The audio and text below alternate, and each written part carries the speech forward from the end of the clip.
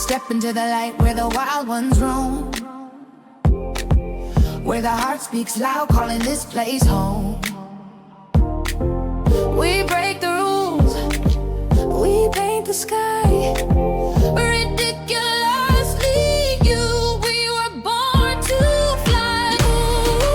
Ooh, it's ridiculously you.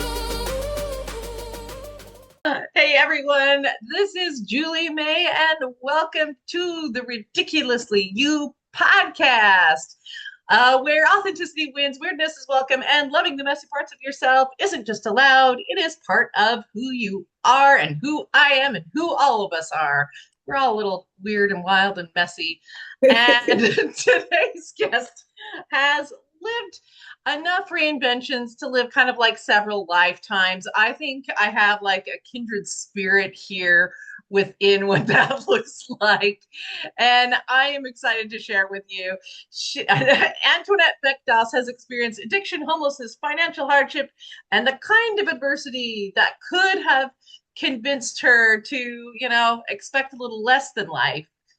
But she rebuilt it instead. She's like, I'm the master of my ship. I'm going to rebuild this. She became an entrepreneur, an international speaker, a little bit of a healthcare innovator, which I love that space.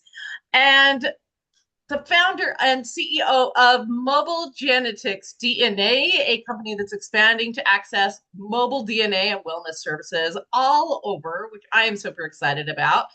She has built multiple purpose-driven ventures, received big global awards, and she's living in Thailand, which I love because this like live abroad in your best life is just something I super enjoy. So with that, I want you guys to welcome Antionett Beck-Doss to the show. Woo, fanfare.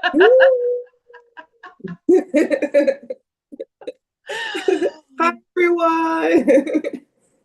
Welcome. Okay, my dear. Let's get back to like Storyland. How did you go from like this? It's always like the part of like, okay, you're lowest low. You're like having these addiction issues. You're like homeless. How do you go from that to like speaker around the world? I mean, that's a pretty big freaking deal. How does that even happen? So with me, it just got to a point where I was tired of being sick and tired.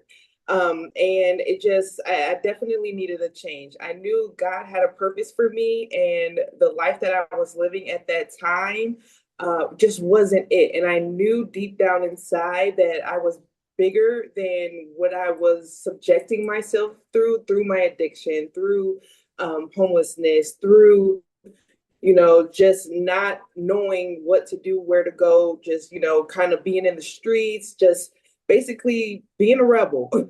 And I just knew that I had a purpose. So ultimately, it was just me wanting more for myself and me wanting to do something different.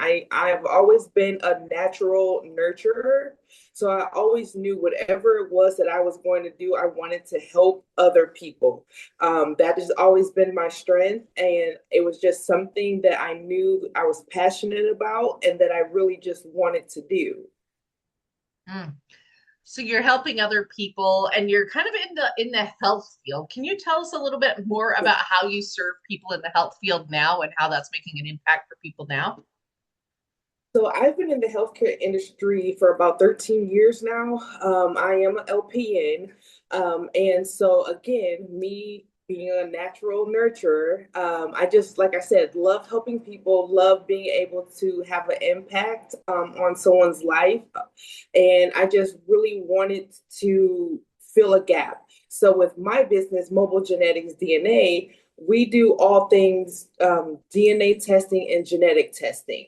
So therefore, when I was working in the doctor's offices and even, in the hospital, a lot of our older clients would miss their appointments because they didn't have transportation, or if they had transportation and let's say their caregiver called off of work or something, then they didn't have a backup plan, they would miss, coming to get their A1C check when, that's really important when you're diabetic, right?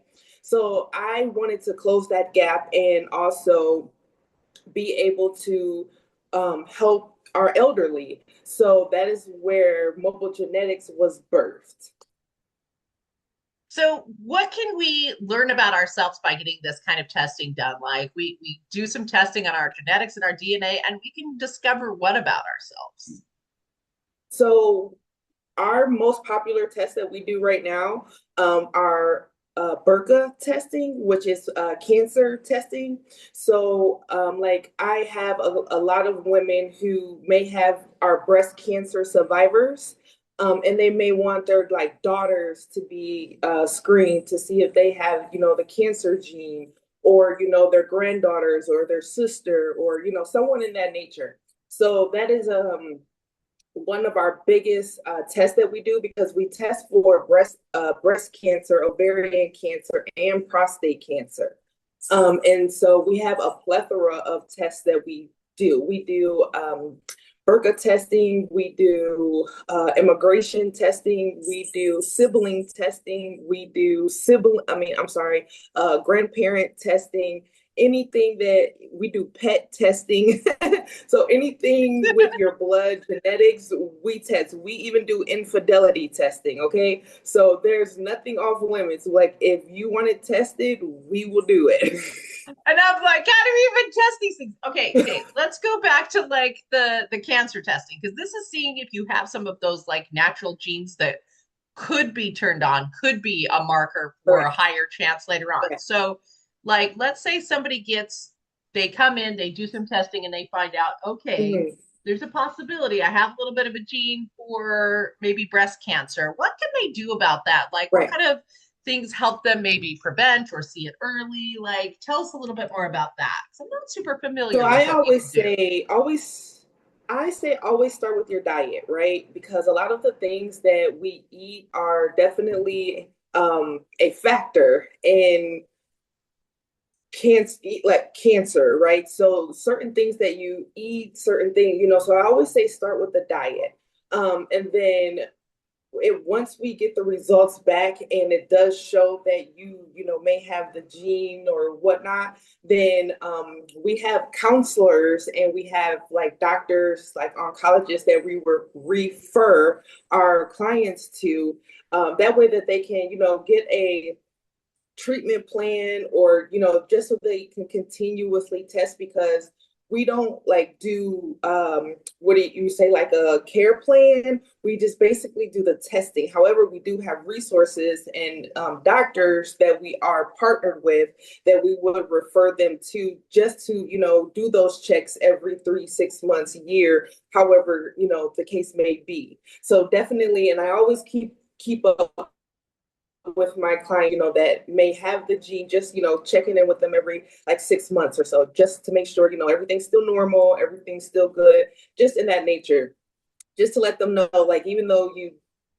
got these results, I don't want you to feel like, it's the end of the world. Yes, you may have the gene, however, it may not go anywhere, because we may have caught it, early enough to where now we can do a treatment plan. Now we can kind of, start working with the results. That is so cool. So where do you run this? Because I'm like, okay, so you did that so people can get this care. Is this is your mobile clinic in the States, or is it in Thailand? So it's in the States, and I do have like testers. So really, it's basically just like if you were calling a doctor's office. You would call us or go online, make an appointment. It will come to me. I still do all of the hiring and firing, of course. I still do the schedules, payroll, all of those things. So I'm really delegating from Thailand. However, I do have a manager that does like the overseeing for the States for all of my testers. All of my testers are certified either phlebotomists or nurses. So everyone is covered. Everyone has a license. So everyone takes their job serious, because all of my people, I make sure, it's not a paycheck. And if you value your license and, you really want to help our clients, then I need you to always show up and show out and always, always take care of our clients to the best of your ability. So, because you've been able to do something I think a lot of people want to do. You created a business, you have enough systems that now you can go kind of freaking live a life. That's pretty Yeah. freaking cool. Yeah. And like you're clear over in Thailand. Yeah. If somebody else is Yes. out there, and the thing that's cool to me too is you would think this type of business, you would need to be there in person, right? And I'm sure in the beginning you No. were. What kind of like Yeah. advice do you have for people out there in this land that are like, I want to do a business, I want to do some things, but like you've been able to do it in a way to really actually live a life, and not everyone Yeah. has been able Yeah. to do that freaking part. That's Right. cool.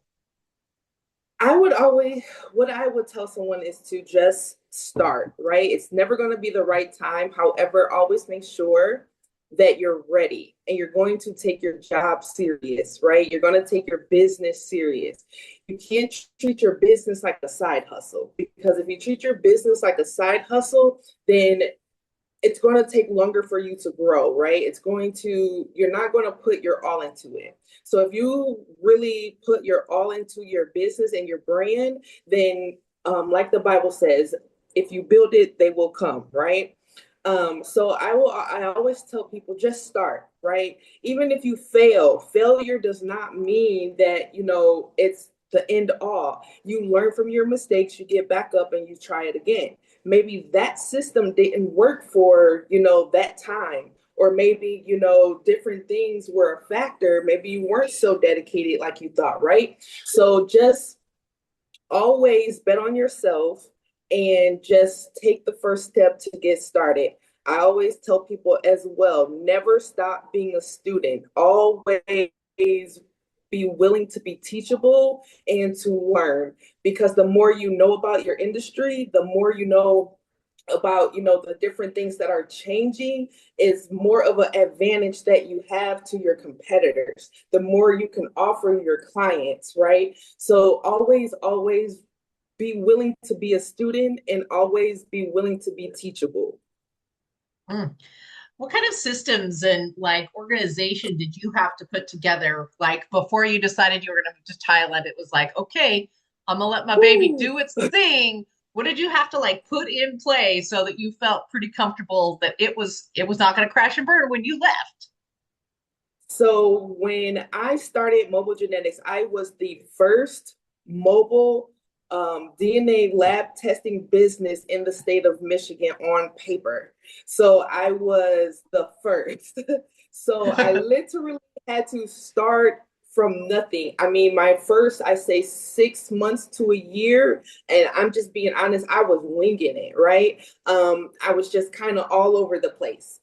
Things would fall apart and I'd have to go in there and, redirect, change, delegate, hire, fire, different things in that nature. Because once people found out about it, and then I started, doing podcasts, doing pop-ups, different things in that nature, is when the business took off.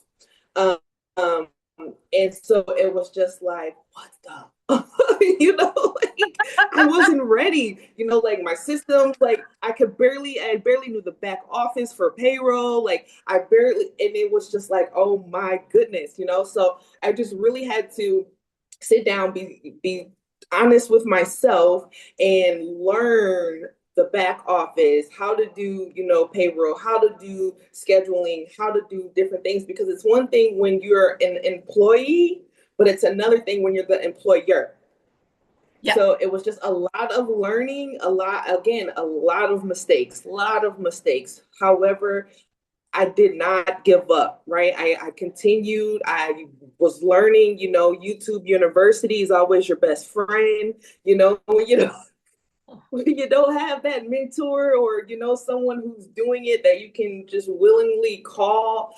And I've always been surrounded around doctors, nurses, being in the healthcare field. So of course, when there were, some things I did not understand or might not know, I did have resources in that aspect. But it was just, like it was a lot to learn. Like even when I was setting up my EHR, right? Of course, I'm familiar with HIPAA and all of that, all the good stuff. Again, but when you're setting it up yourself and you have to learn all the back end stuff, it was like, Yeah. so, I mean, it at the time, it was, oh my gosh. Now, where we 2 years later, it was definitely worth it, right?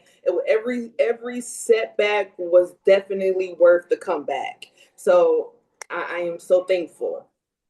Mm. What do you love most about living abroad? We've talked about your business. Now tell me what called you to let's start there. What called you to Thailand? Because I call it a calling. Because like we don't just like, I don't know, most of us don't just like spin a globe and go, shoot, we're gonna go there. Right. Usually it's like a kind of like feel a thing, and then you're like, I'm gonna go, and here we go. Yeah. Like, what called you to Thailand? What do you love about that? So so I've always been like infatuated with the culture and just the way like how they dance and just different things about the culture that I always wanted to learn. However, I was like, Asia, there was just so many different things. I was kind of scared. Then you go on, social media and it's kind of like, oh, they're a third world country. Don't go there. Da da da da da. And that's how like, they make it look in the movies. And then we Yeah. got here. And when I tell you my literal like jaw hit the floor, it was like, it's so beautiful here, right? So Yeah. again, not to get off topic, I just love the culture, always loved the culture. Definitely wanted to learn the language, which I'm learning. So it was just like when we moved here, I just totally wanted to like immerse in the culture. So I just started every day. I was going on like food tours, just anything to where I could be with like the locals, right? And just kind of, learn different things, learn, speaking the language, and just different things in that nature from, the locals. So I just absolutely love it. Like Thailand is home for us. And I just I could go on and on and on and on and on about Thailand. I think living in a different culture like helps me appreciate and learn things about business better though. I Yeah, think it helps me be a better yeah, businesswoman being like, yeah, I'm living in Albania right now. I don't know if that'll 100%. be our forever place, but we've been here like 3 months now and we're enjoying the heck out of it. Okay. But it does like it teaches me Yes. how to communicate better. It teaches me how Yes. different people's brain works. It teaches me like I get Yes. inspired by the culture. Like there's so Yes. much that I feel like helps me be a better businesswoman than just like staying where I was. Which there's Yes. nothing wrong with that, y'all. I'm like, Yes. y'all happy in America, do your gig, Yes. but there Yes. is And it something forced that feels excited about.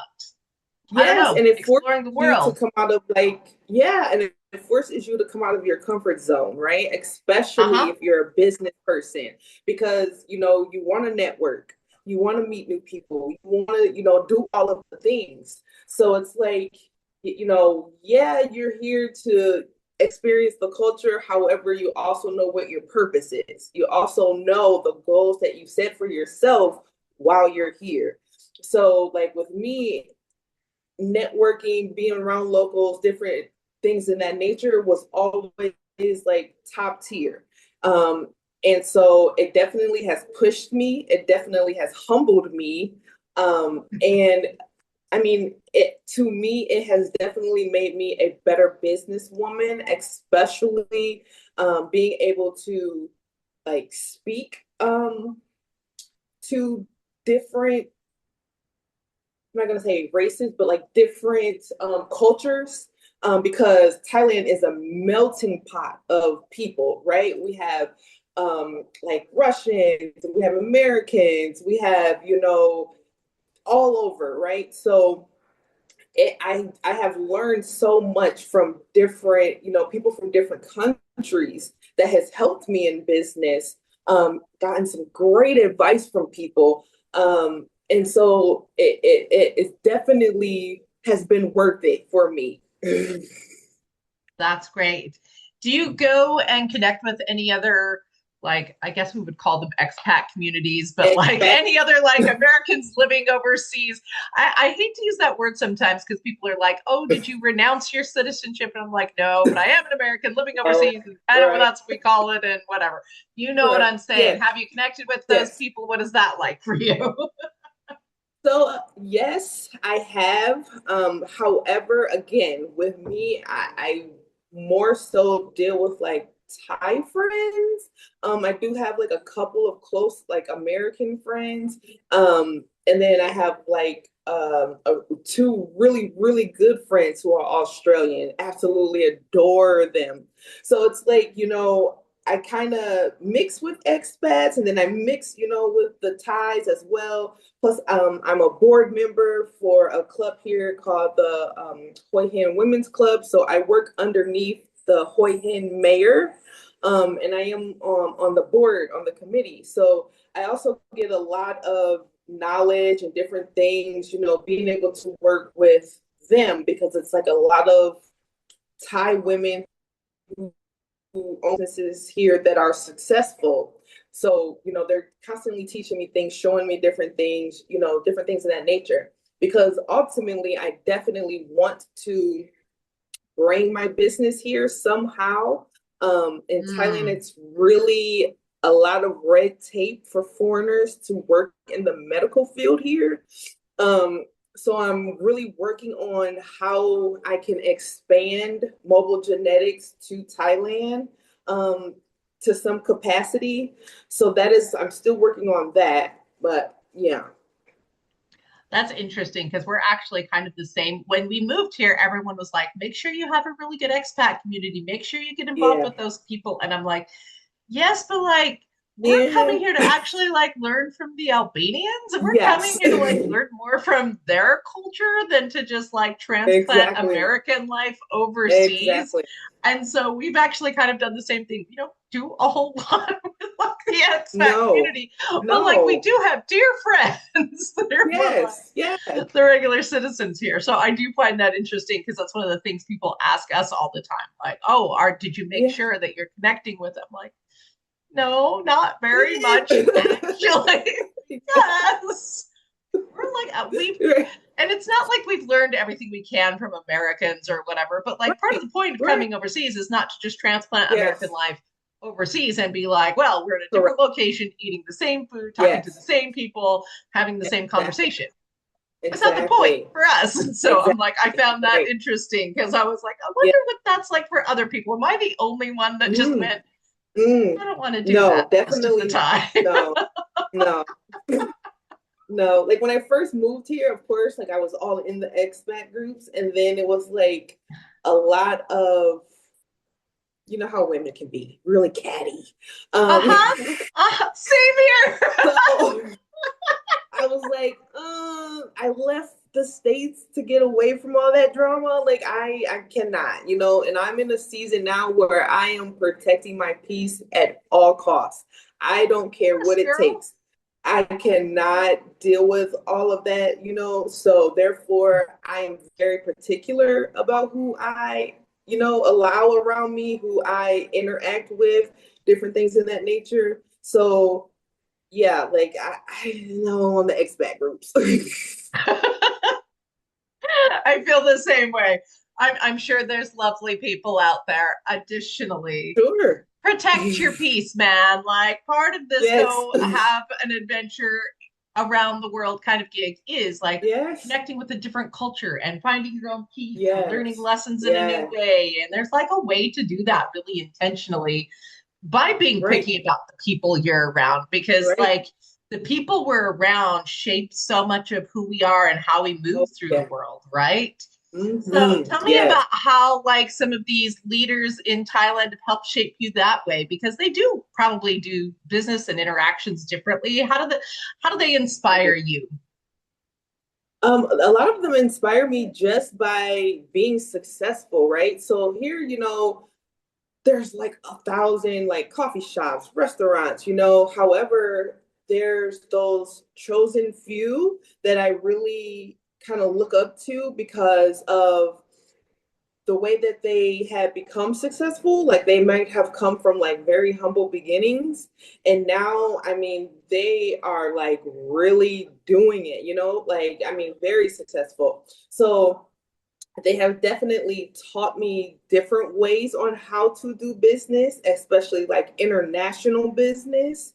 They've taught me, being able to, because at first I was like, I'm not going to really learn Thai. I'm just going to learn enough just to start a conversation. And they're like, no, like, like, because a lot of them, like they know English and they're learning it because they know, how important it is. One, because there's a lot of Americans that are coming here now. And then two, when you're dealing internationally with business, it gives you that advantage.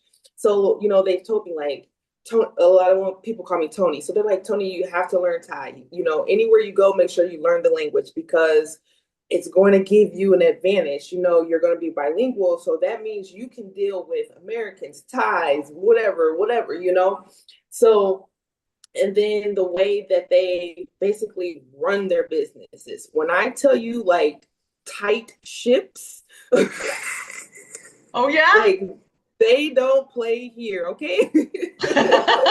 So it made me like reevaluate, like, am I too easy on my employees? Like, like, do I need to tighten up a little bit? So it just really kind of made me kind of step back and say, okay, I can, do a little tweaking. I can add that to my business, So it's just like different little things like that you really value when you're learning from people who are already like, where you want to be, even if it's in another country, even if, it's in the States, whatever the case may be, it still helps you with, whatever it is that you're trying to achieve. And especially me, since, I'm definitely always wanting to scale my business. So I definitely value all of their, opinions, the different information that they give me, the things that they critique me on and say, I don't think you should do it like this. Maybe, just kind of do it like that and then see if it works for you. Just different things in that nature. Like I said, it always goes back to always be teachable, right? Always be able to take that constructive criticism because not everyone is your enemy. Not everyone is hating, Some people really want to see you win and some people really want to see you successful. But if you're not teachable, then where are you gonna who's gonna help you? That's so true. Well, and I think that there's always something to learn. I think this is how I see like the business Always. growth thing is like you get started and you don't know anything. And so you're trying to learn everything and you get to a point where you're like, okay, I think I've got it. I think I know what I'm doing. And then you go for a little bit and then you go a little bit further and then you realize how much you don't know again. It's like, okay, so I knew enough to do this. Expanding to that, there's a whole world of things I now don't know. And like, I feel like at every single level of growth, there's like that point where you're like, you realize how much you don't know. And if we're getting to a place where we're like, I think I know the things, maybe we haven't grown a little bit lately. Maybe it's a thought. Yeah. I mean, and that's just real life, and that's what it is. Like you'll never know everything, right? There's always room for improvement. So, I mean, yeah. Yeah. What do you think is the biggest lesson you've learned about yourself this year? Ooh. So many, especially since moving to Thailand. I've definitely learned how to use my discernment with friendships. I definitely have learned not everyone needs to have access to me. I've also learned because I was very bad with people pleasing. I didn't like to say no. I wanted to show up. I'm that friend. Anytime you call me, you need me, I'm there. I'm going to show up regardless of what I have going on. I'll put it on hold. And it just got to a point where it was so exhausting. And it just, it was just so exhausting. And I just had to really take some time away, like from social media, even for my business for a while, and just really reevaluate things. So definitely like discernment. Then I also had to learn that every no does not mean that I'm off track. It just means that it's not my time. Because I was a person when like I would apply for a podcast or something, and then I'd get the, well, at this time, we're not interested, or something, whatever the case may be. And it was like, what? Like, why? Like, like, what do I need to do? And it made me question myself. And then I was in my head about it. So I've learned that, just because it's a no, it may just be a not right now, or it's not your time. Like right now, I'm preparing because my ultimate goal is to do a TEDx talk, right?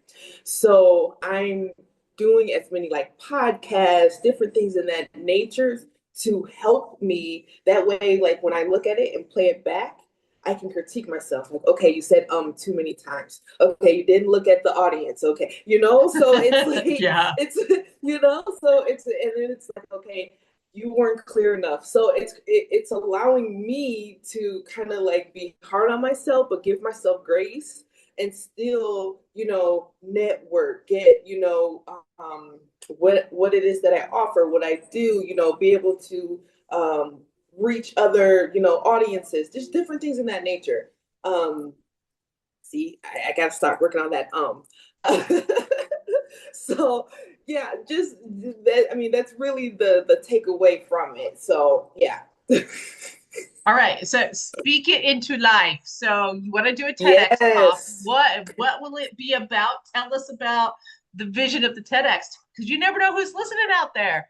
Let's speak it into reality. So definitely my TEDx talk will be, never think that it's too late to start over. Never think that just because you had a rough past or a rough start, that is the end all be all of your future, right? I've been through it all. I've done it all and I'm still here. I'm successful. I have, changed my life. Definitely given my life to God.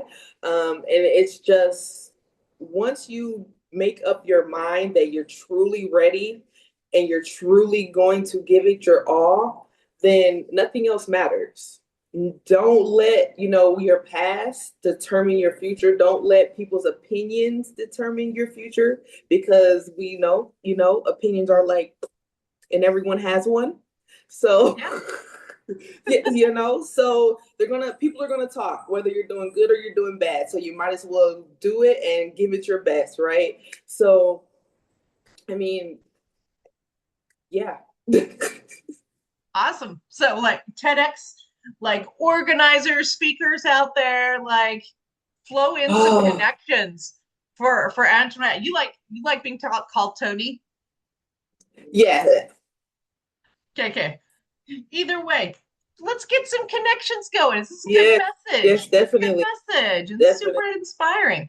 Okay, are you ready for a lightning round? Sure. Okay, cool.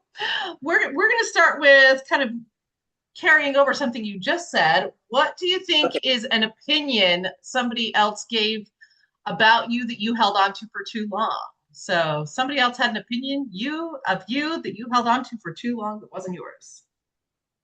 I wasn't gonna be successful.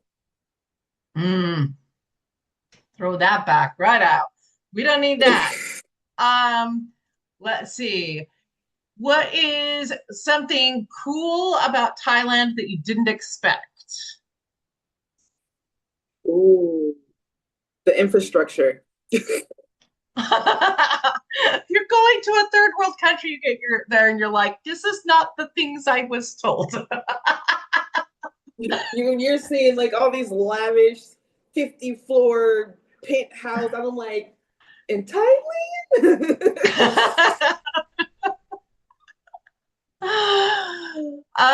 Something you wear that makes you feel powerful. Ooh, something that I wear that makes me feel powerful.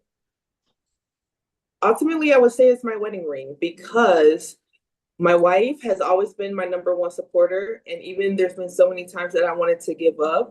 She always has made me feel that I've come too far to give up now, and that no matter what, she's always been there. She's always held me down, and she's never let me give up. I mean, even all the tears I've cried, all the times I said I can't do it, she's always there to say, "Take Ken out your vocabulary.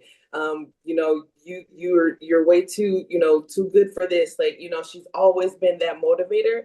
So I will always say like my wedding ring, and then I have a bracelet, but I took it off because I was doing dishes before I came on here. So but yes, it would be those two things. Oh, that's so wonderful. Like having that person in your corner that just like hypes you up, man, make all the Yes. difference in the world. Yes. Okay. Favorite color? Purple. Favorite place on the planet you have been in the last 2 years? Tulum. Tulum. What's cool about it? The beaches. Oh my, the food. Oh, amazing, beautiful. Yes. Definitely the beaches and just the whole atmosphere in itself. Awesome. Awesome. One thing you think everyone should experience once in their life? Failure. Hmm? Yeah. What do you think the biggest lesson failure taught you? It taught me that this was a place I never wanted to be, and I never wanted to feel this feeling again. So it made me push myself harder. It made me want to do better. And even yet and still, when things don't work out the way that I expected them to or wanted them to, there's always room for improvement. There's always room to step back, reevaluate, but to keep going. Hmm. If our audience could take away one thing from today and remember one thing from listening to you today, what would that be? To always be the best version of yourself, never give up, never allow anyone else's opinions or projections on you dictate the person that you're meant to be and the purpose that God has called upon you. So to always be the best version of you no matter what. Thank you so much. Where can people find you, follow you, be a part of your story, Antionett? So on all platforms across the board, it is Antionett Beck-Doss. That's a helpful thing. We will have all the links in the show description below to make it super easy for you, because I know you guys want to follow a nice inspirational story. Do you ever post, like, what kind of posts and stuff are we going to see there? Tell us a little bit about the experience of following Antionett Beck-Doss. So a lot of it is basically just what I do. A lot of it is just, me being motivational. Like I've started this little series on Facebook and TikTok where I'm creating like mobile business ideas. So like I've created like a mobile luggage and purse repair business. I've created like a mobile gas station with snacks, so just different things, like thinking outside of the box is basically like my new little series that I started, just, helping people who are sick of their 9 to 5s, who want to start a side hustle, who eventually will start who will make that side hustle a business. So a lot of mine is all about business, motivation, just different things in that nature. Oh, that's so cool, because I know a lot of our followers are definitely into the land of finding side hustles, finding things they can do so that Mm-hmm. they can live a little bit Mm-hmm. more of a mobile lifestyle and Yeah. like getting really Yeah. creative with it. So I know Yeah. they are going to love that. And Yeah. with that, thank you so much for sharing your story with us, for sharing your beautiful spirit with us. You just kind of are like a little Absolutely. glowing little piece over there. So I'm like, oh, I love your energy. It's Thank you. great. I always love when I pop on and I'm like, oh, I just really like your energy. I know it's like a weird compliment, but I'm like, oh, I do. It's fun. I'm sure our audience will feel that as well. So I appreciate you sharing your story and who you are and the way that you have come up with really creative ways to like live the life that feels best for you. Good luck on finding your TEDx stage. Anyone would be lucky to have you on.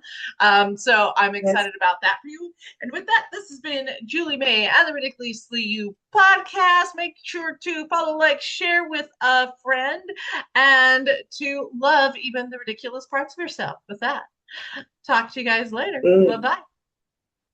Share the spark, take it higher. Hit subscribe, bring a friend. Let the wildness never end. Tap in, stand true. This is your crew.